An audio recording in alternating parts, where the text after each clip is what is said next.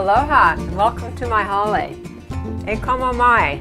I love seeing this when I walk in my door because it represents to me everything that I love. The ocean is there. There's a beautiful Hawaiian man there. He's got kind of a classic Hawaiian print short that I think is so phenomenal. And this artist did this amazing rendition where he's connected that pattern with the waves, and all the colors that I love are represented there for interiors.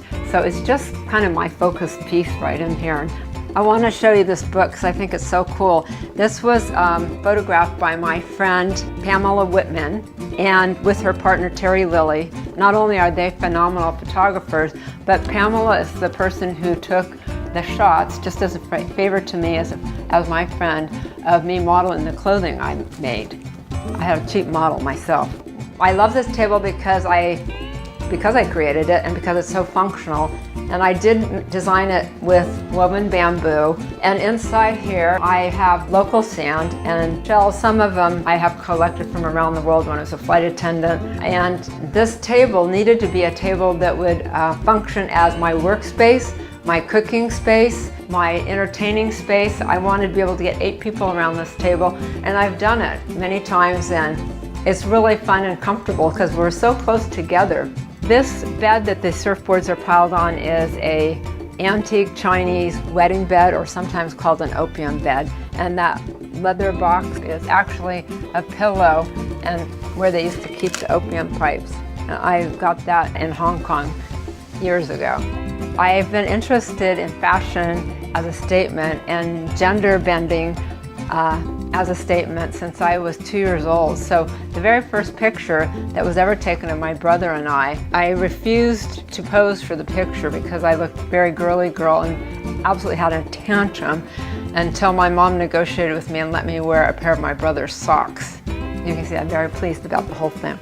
So at one point in time, I decided to do a Western shirt line, and I felt like there was a void with the kind of shirt that I wanted to be wearing.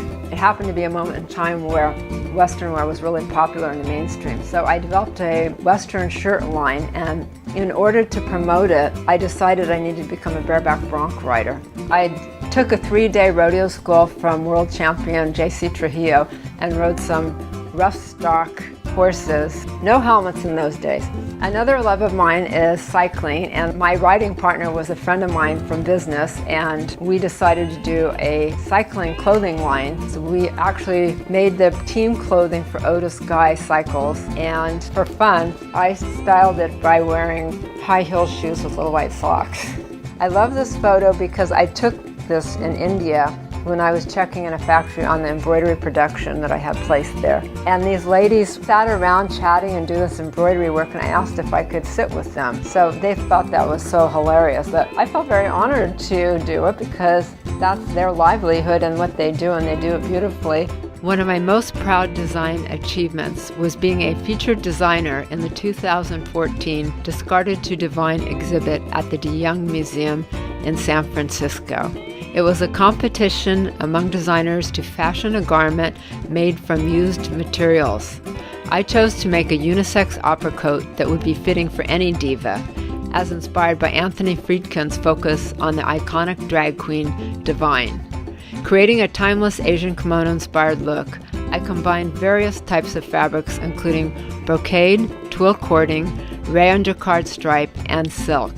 I have an extensive background in all phases of the apparel industry, from being a buyer to having created and run my own manufacturing business for nearly 20 years. In this time, I've never had the official title of being a designer, and my goal now is to bring all my years of experience to the Project Runway platform and show the world what I can do.